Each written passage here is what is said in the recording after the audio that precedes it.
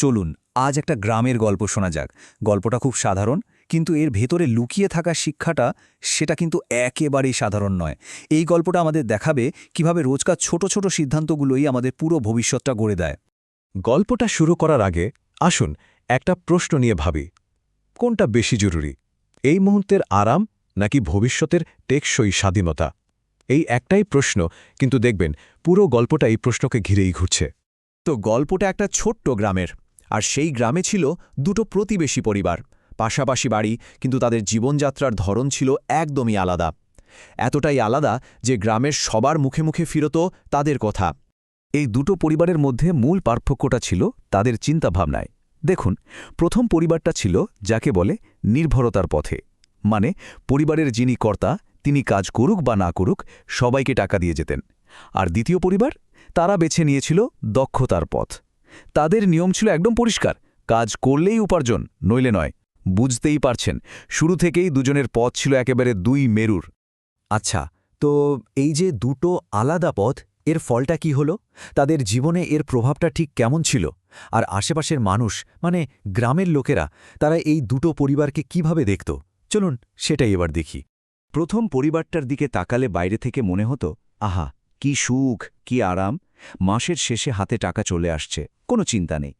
ফলে যা হওয়ার তাই হলো, তারা পুরোপুরি নির্ভরশীল হয়ে পড়ল।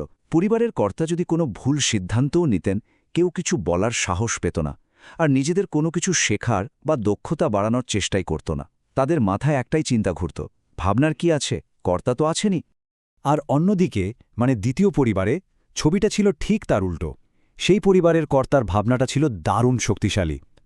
তিনি ভাবতেন, আমি একা আয় করলে তো শুধু আমারই ভালো হবে, কিন্তু আমরা সবাই যদি কাজ শিখি, একসাথে আয় করি, তাহলে পুরো পরিবারটা মাথা উঁচু করে বাঁচতে পারবে। তার আসল লক্ষ্যটাই ছিল সবাইকে আত্মনির্ভরশীল করে তোলা, একটা সম্মিলিত শক্তি তৈরি করা।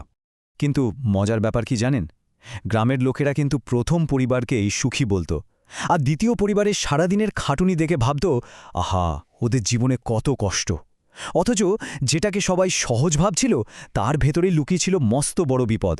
আর যেটাকে কঠিন মনে হচ্ছিল, সেখানেই আসলে গড়ে উঠছিল সত্যিকারের শক্তি। এরপর গল্পটা হঠাৎই একটা বাঁক নিল। গ্রামে নেমে এলো এক ভয়াবহ অর্থনৈতিক সংকট, আর এই সংকটই যেন দুটো পরিবারের জন্য একটা বড় পরীক্ষা হয়ে সামনে এসে দাঁড়াল। আর যেই না খারাপ সময়টা এলো, অমনি একটা ভয়ঙ্কর সত্যি ধীরে ধীরে প্রকাশ পেতে শুরু করল।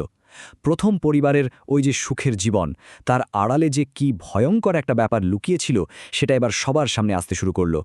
সত্যিটা কি ছিল জানেন? প্রথম পরিবারের ওই টাকার উৎস ছিল ধার। হ্যাঁ, ঠিকই শুনছেন, যে টাকা দিয়ে সবাইকে এত আরামে রাখা হচ্ছিল, তার এক পয়সাও আয় করা ছিল না। সবটাই ছিল ঋণ করা টাকা।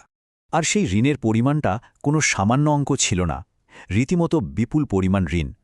শুধু আসলই নয়, তার ওপর জমতে জমতে সুদের পরিমাণটাও বিশাল হয়ে গিয়েছিল।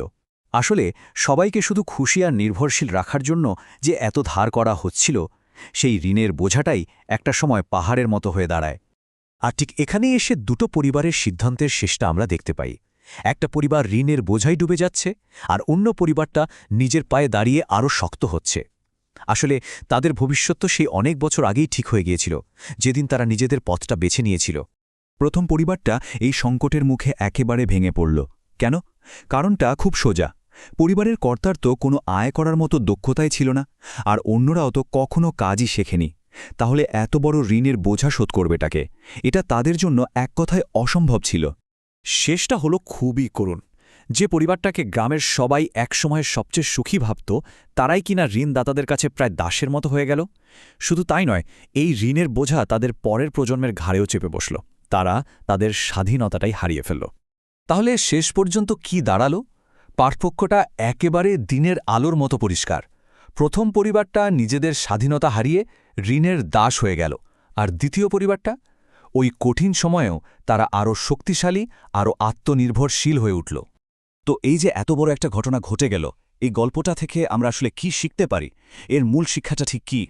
দেখুন, এই গল্প থেকে আমরা কয়েকটা খুব জরুরি বিষয় বুঝতে পারি। প্রথমটা হলো, এমনি এমনি পাওয়া আরাম আসলে আমাদের নির্ভরশীল আর ভেতর থেকে ভঙ্গুর করে দেয়। দ্বিতীয়ত, আসল শক্তিটা আসে কঠোর পরিশ্রম আর নিজের দক্ষতা তৈরি করার মধ্যে দিয়ে। আর সবশেষে সবচেয়ে বড় শিক্ষা হলো, প্রকৃত নিরাপত্তা অন্যের দয়ায় নয়, নিজের যোগ্যতায় আসে। শেষ পর্যন্ত গল্পটা আমাদের একটাই শক্তিশালী কথা বলে যায়। সাময়িক আরামকে হয়তো সুখ বলে মনে হতে পারে, কিন্তু সেটা আসল সুখ নয়। সত্যিকারের স্বাধীনতাটা আসে পরিশ্রম আর দক্ষতার পথ ধরেই। আর এটাই ছিল সেই গ্রামের সবার জন্য জীবনের সবচেয়ে বড় শিক্ষা।